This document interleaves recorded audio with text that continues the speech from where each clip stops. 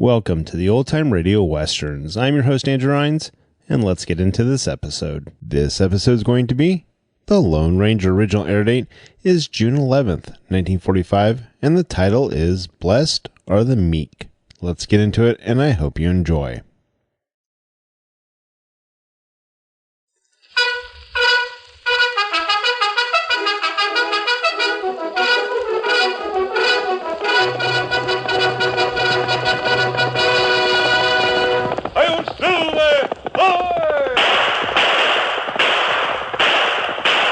Fiery horse with the speed of light, a cloud of dust, and a hearty "Hi-Yo Silver!" The Lone Ranger.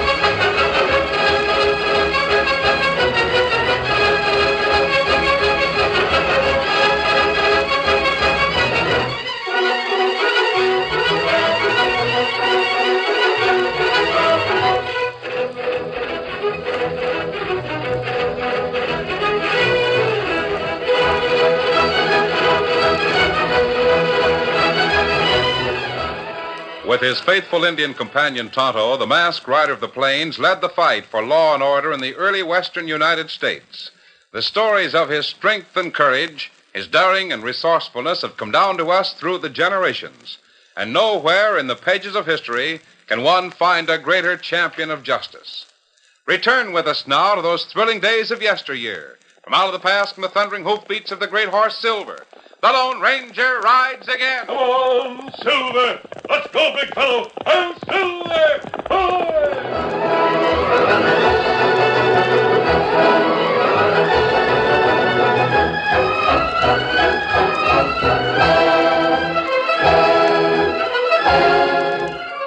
Judd Travers was 6'5" of brawn and muscle. He ran the Travers Ranch with an iron hand, priding himself upon being tough and strong. Even as he stood looking down on the sweet features of his failing wife, Emma, who lay so pale and still before him, his clenched hands and hard-set face hid the emotions which stirred him so deeply. Judd turned to the thin, elderly man beside him and spoke huskily. Doc, is there anything we can do? I'm afraid not, Judd. Judd. I'm here, Emma. Come closer, Judd, dear. Take my hand. Yes, Emma. You'll be all right. Oh, no. No, Judd. I'm leaving you now. You and Bobby. No, Emma. No. Learn to pray, Judd. Teach Bobby the power of prayer and gentleness. You always been so hard toward others, Judd. So hard. A man's got to be tough, Emma. Tough and strong to get along. You don't understand. Oh, teach him, Judd. Remember my prayer. Remember. Blessed are the meek, for they shall inherit the earth. The meek shall inherit. Doctor. Emma has gone to her reward, Judd. She was a sweet and good woman. No. No, it can't be. Emma. Emma.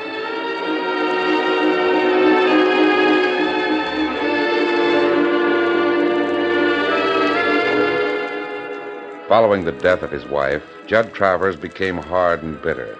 He lived more than ever by his rule that the world belonged to the tough and strong. One afternoon, Bobby Travers, Judd's 11-year-old son, entered the ranch house. Oh, Daddy. Where have you been all afternoon, Bobby? I'm over playing with Susie Bell, Daddy. She's 10 years old and almost as big as me. Mr. Bell says someday maybe we'll both have ponies and we can go riding. Hey, hold on. You mean to tell me you were over to that sheep herder's place? But, Daddy, they like to have me come over. And Susie doesn't have anyone to play with. Son, if you ever go to their place again, I'll give you a whaling you won't forget. But, Daddy... You heard what I said. Stay away from that sheep herder's kid. Yes, Daddy. Stop sniveling. I told you got to learn to be tough and strong if you want to get anywhere. You'll soon learn that people that go to raising sheep ain't good for you to mix with. Now remember that, son. Yes, Daddy. And forget that rubbish about owning a pony. Tomorrow we'll start breaking in that colt that's over in the corral. You can start in riding him. But he's mean. I'd be afraid. And you'll get over being afraid. You're going to learn to ride that colt and like it. Now go on and get ready for supper, son. Here's Joe coming to talk to me. Yes, Daddy. What's up, Joe? I come to tell you that sheep are back in the North Range, Judd. There's plenty of other grazing land for our cattle, so So the sheep are back, huh? Well, that settles it. We're going to do something about them right now. But, Judd, there's nothing much we can do. Get the boys together. Meet me in front of the corral. What are you fixing to do, Judd? I'm taking you and the boys, and we're riding over to Bell's place. I'll show that sheep herder they don't come any stronger nor tougher than Judd Travers. I'll get going.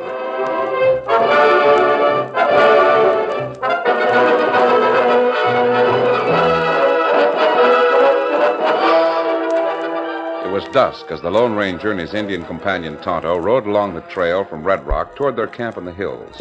Suddenly, Tonto pointed and spoke. Look, Kimasabi. Big fire over that way. Oh, Silver. Oh, boy. Oh. Who's got hope on a hoe? Easy, steady.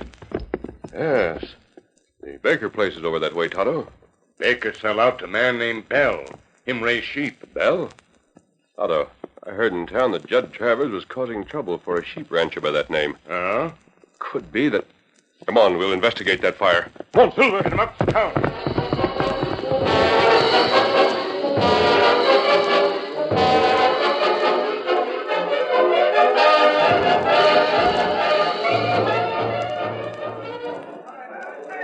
Judd Travers and his men had set fire to the big barn behind the ranch house at the Bell place. Inside the house, David Bell, a soft-spoken, educated Easterner, stood watching from a window, while his little daughter, Susie, clung trembling to her mother's skirt as Mrs. Bell rested a hand on her husband's shoulder. You might at least knock, Travers. What do you want? I come to tell you, Bell, that the next time we come out here, we'll burn down this ranch house. We don't aim to have any low-down sheep herders putting their flocks to graze on the North Range. But that range is open to anyone who wants to use it. Well, you ain't using it. Understand? Mama, make him go away. Ruth, take Susie in the other room. The air is cleaner there. Why, you sheep Come, herder. Susie. I guess you didn't like what I said a minute ago, huh, Bell? I notice you just stand there with your hand behind your back. Don't do nothing about it. There's little I can do against a man like you. That's right, Bell. But I didn't know what a weakling you were till now, standing there as meek as one of your own sheep. Get out, Travers. What are you holding your right hand behind your back for? Maybe you're aiming to throw some lead in my back when I turn to leave. Is that it? I said get out. Not before I see what you've got in that hand. Let go of my arm. I'll find out if you have a gun. Oh. So that's it. I hope you're satisfied, Mr. Travers. Yeah. Yeah, I'm satisfied. You sure couldn't hold a gun in that hand. Now, will you get out? Sure, I'll go now, Bill. But I'm warning you. Be careful where you put them sheep of yours to graze. Next time, you lose more than just your barn. All right, boys, let's go. If I still had the use of this hand, I'd never have had to put up with anything like this. I heard them riding away, David. To think I'd have to stand here and take that sort of thing from a man like Travers. Oh, David, dear, don't let yourself become bitter. Remember that before you injured your hand, why, you were the most famous surgeon in St. Louis. Somebody's coming. I'll see who it is. Mr. Bell? Yes. Won't you come in? Your mask. Don't be alarmed. I saw the glow from your burning sheep barn and came to offer help. Thank you. The damage is done. The men who did it are gone. No one could help us against a man like Judd Travers. Judd Travers? Yes. He and his men fired our sheep barn. He threatened to come back and burn us out completely if our sheep aren't taken off the North Range. I see. I didn't think Travers would go that far. The man is utterly ruthless. I doubt if there's a spark of decency in his makeup. He would be no match for a man like Travers, stranger. That remains to be seen. Perhaps he won't bother you again, Dr. Bell. Why do you call me Dr. Bell? I've seen your picture many times in the St. Louis papers. Tell me, why did you give up surgery for sheep raising? My husband injured his right hand. He can no longer operate. I'm sorry. But with your knowledge of medicine, you could still teach or do general lecture work or... Please. I'd rather not discuss it. All right. I don't think Travers will be back under any circumstances. What can you do to prevent him? I don't know yet. I'm going over to pay Travers a visit. After that, I'll see if... May I tell you something? Oh, Susie, for shame. You shouldn't open the door and stand there listening like that. It's all right, Mrs. Bell. Come in, Susie. You're so tall. Will you bend down for me, please? Why, certainly, little princess. Now, what do you want to tell me? There. And I want to tell you I think you're very, very nice for trying to help Mom and Daddy. Susie, that was the best thank you I've ever received. Well, I'll see you all again. Adios. Come on, Silver.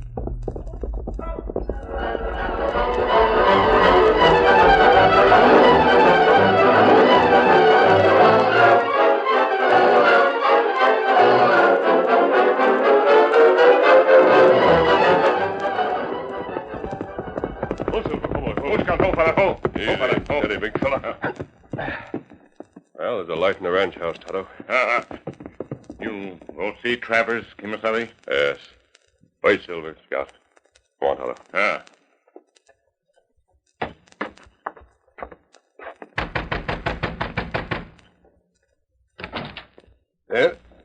A masked owl hoot. And an Indian. I'm not an owl, who did you say? But I want to talk to you. That is, you're not afraid. Afraid? Who, me? Come on in.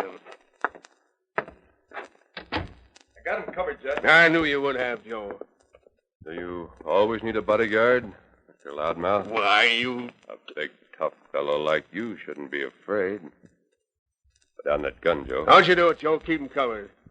And if they make one false move, let them have it. I said put down your gun. Listen to him. Trying to act tough. And his gun's still in leather. Stranger Joe's keeping that gun on both of you, like I said. I give the orders around here. Oh, in that case, I'll have to put it down for him. Right out of my hand. All right. You got the drop on us now. But, stranger, if you didn't have that gun, I'd beat you within an inch of your miserable life. I see. Toto, keep them both covered. Me watch him. Oh, put my guns here on the table. What? You mean you're aiming to stand up to me without your guns? That's the general idea, Travers. Why? You were pretty tough at Bell's Ranch. Why don't you get tough with me? I'm ready. Really, huh? Stranger, maybe you haven't heard, but they don't come any tougher than I am.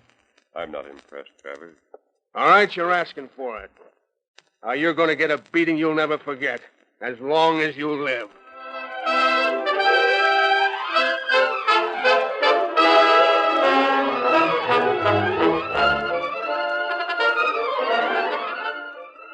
The curtain falls on the first act of our Lone Ranger story. Before the next exciting scenes, please permit us to pause for just a few moments.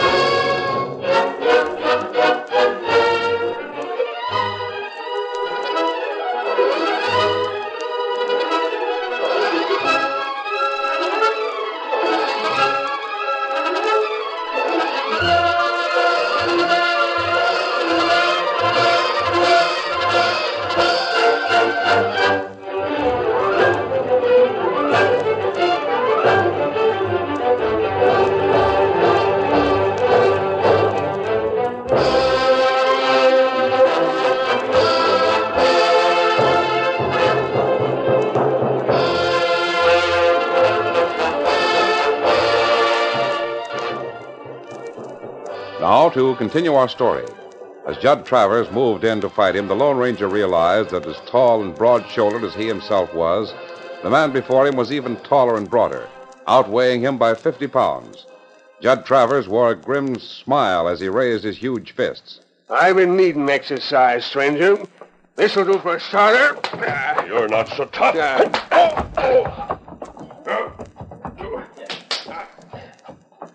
Judd Travers was breathing heavily, and he found it more difficult to avoid the lightning-like punches of the masked man.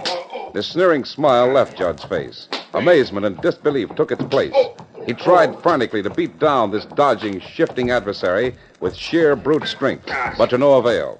The Lone Ranger suddenly darted in and planted 2 telling blows, one to the midsection, one to the chin.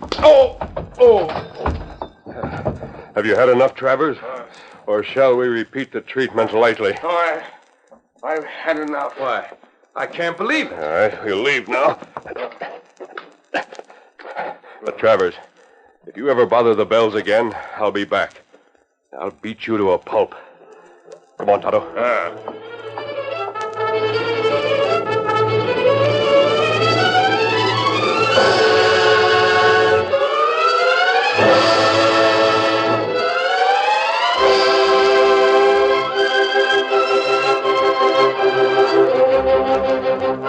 The following afternoon, the Lone Ranger and Tonto were following the trail to Red Rock. Someone coming up the trail from town, Tonto. Him ride plenty fast, Kimasabi. Looks like Travers' foreman, Joe. Man who was with him last night. It's the same man. Ho! Hey there, masked man. Oh, Silver, oh, easy, steady. Well, Joe, you'd like to try a few rounds, I Look, guess. stranger. If you think I hold any grudge for what happened last night, forget it. That's the best thing could have happened to Judd. Glad you think so, Joe. He deserved it. He sure did. But Judd ain't so bad when you get to know him. He's got plenty of trouble right now. I just been to Red Rock trying to get the doctor. Doctor? Yeah. It's Judd's boy, little Bobby. He's been hurt bad. What happened? Judd made him try to ride a wild colt this morning. Kid was scared and got throwed. His head hit a rock. He's unconscious. I see. Doc Sutton was away on a call. If there ain't no other doctor around here, I'll come on back. Judd'll be about crazy. Though he was kind of tough on the kid, he sure loves him. Well, boy. Where's the boy now? At the ranch house? Tonto, you ride with Joe to Travers Ranch. Got plenty of hot water ready. I'll get a doctor and bring him there. But I tell you, there ain't no other doctor for miles around. Where Don't you ask questions, but do as I tell you. Come on, Silver.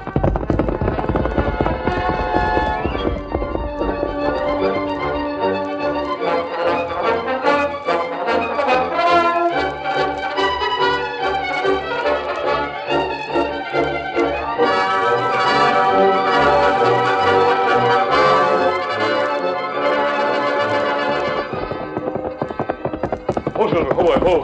Easy, steady, big fella.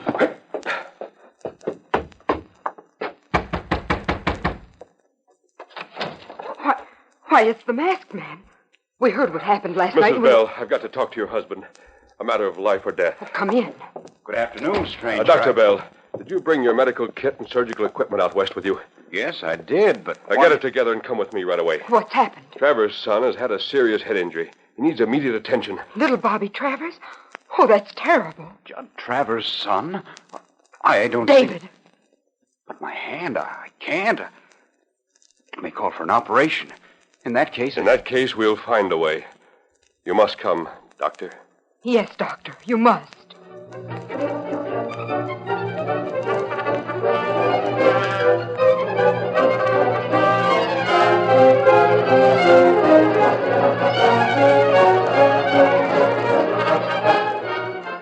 A short time later, Dr. Bell bent over the small, unconscious form of Bobby Travers, who lay on a couch in the main room of the ranch house. A tense, hushed group stood watching. Finally, the doctor looked up, a strange, grim expression upon his face. Well, Doctor? It's very serious. Nothing but an immediate operation can save the boy's life. Even then, it would be a slim chance. Bobby. My little son. David. Bob. Are you sure? I'm sure, Ruth. I... With this hand, you know there's nothing I can do. Oh, if there were only some way. Maybe there is a way. What do you mean? Dr. Bell, you're a famous surgeon. You have the necessary knowledge that might save Bobby's life. All the knowledge and skill in the world is of no use without a steady hand. I have a steady hand, Doctor. Use mine. Use yours? Yes. You say he has a slim chance at best. His father is willing... I'll do anything. Anything to try to save him. It's no use. I don't see how we can David. We delay too long, Doctor. All right. I'll tell you what to do, and your hand shall take the place of mine. Everybody, get plenty of lamps, clean sheets, hot water, quickly. Ruth, you sterilize the instruments and prepare the patient. Then be ready to administer the ether. Yes, Doctor. No, I'm sure Bobby's going to have his chance. I'll be ready when you are, Dr. Bell.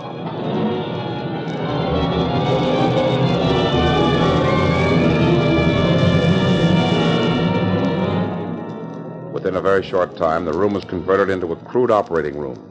The Lone Ranger and David, wearing improvised surgical gowns and face masks of white sheeting, stood side by side near the little patient, ready to cooperate to give Bobby his slim chance for life. Meantime, Judd went into the next room. It's all my fault. Making him ride that colt. The doctor says it'll be a miracle if he comes through.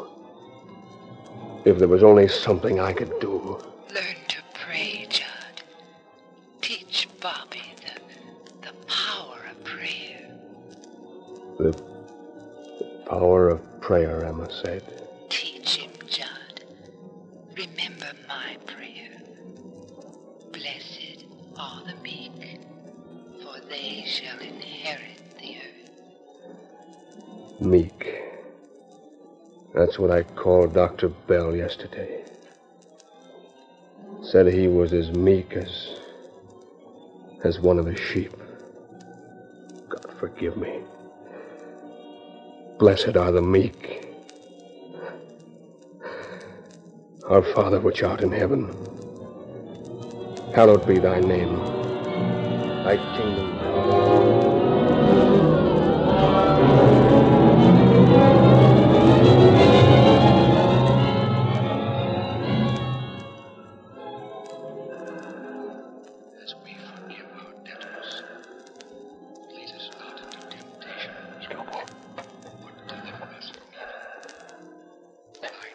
Suture. Doctor. Hurry, scalpel. Yes, Doctor. Suture, quickly. Tie there. Yes, Doctor. Now, over to here. And pull to this point.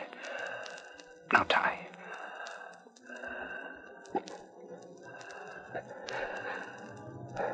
That it, Doctor? A miracle. Amazing. We're finished. Oh, David. Well, Doctor?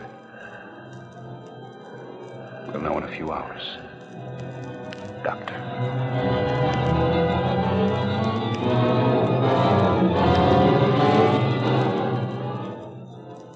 The slanting rays of the early morning sun were coming over the hill to the east. Judd Travers raised his tear-streaked face as Bobby stirred for the first time. Steady, Judd. Someday Mr. Bell says Susie and me will both have ponies. Go ride together. Dr. Bell. Is he... Tell me. Is he... It's a good sign, Mr. Travers. Yes, I think the pressure is gone. Bobby will get well now. Thanks. Thank you all. There's something I have to do.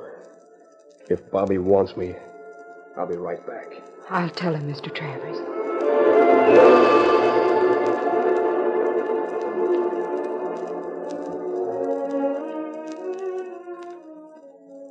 Well, Dr. Bell, now that we know Bobby will be all right, Tonto and I'll leave.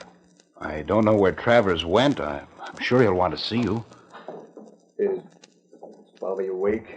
Daddy. Son, I brought somebody to see you. Who did you bring? Come on, Susie. You brought Susie? Yes, he did, Bobby. And your daddy says we can play together. All we like. Won't that be fun? Can I, Daddy? Can I play with Susie? You bet you can, son. Now I have another surprise for you. What is it? Look through the open window there. Joe's holding them. 2 ponies. For Susie and me? Yes, son. For you and Susie. Golly. Oh, David. Hurry up and get well, Bobby. Now you'll have to get well. Uh-huh. You bet. Daddy, What is it, son? do I have to be tough and strong when I grow up? Do I? We'll forget about being tough, Bobby. Just you grow up with courage and gentleness, like Dr. Bell. Or maybe strong and gentle and kind, like the Masked Man. The Masked Man? Oh, I forgot. You wouldn't know about him. He's the one who... Why, where is he? Where did he go? When he was sure Bobby was all right, he and the Indian left. And we have no idea who he is. Well, he said to give Bobby the silver bullet for luck. A silver bullet, did you say? Yes, here it is. Why, what's the matter, Mr. Travers? Bobby's mother, Emma. She must have known about him. Learn to pray, Judd. Teach Bobby the power of prayer and gentleness. The power of prayer and gentleness. Thank you, Lone Ranger, for that beating you gave me. Thank you for giving me back my son.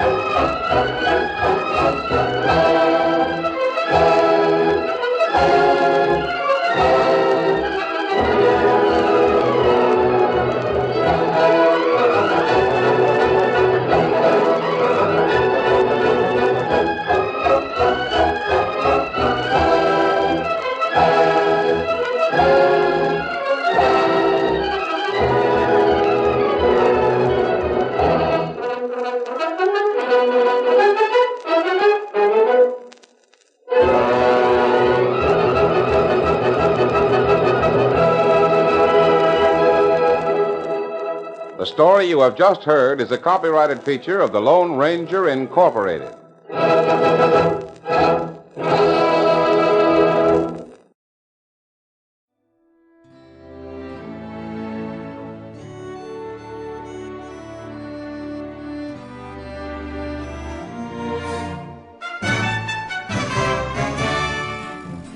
This has been a presentation of OTRWesterns.com, and we hope you enjoyed. Please take some time to like and rate our shows in your favorite podcast application.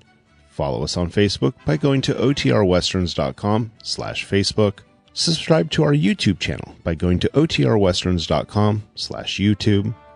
And send us an email, podcast@OTRWesterns.com. You can call and leave us a voicemail, 707-986-8739. This episode is copyright under the Attribution Non-Commercial Share Alike copyright. For more information, go to OTRWesterns.com/copyright.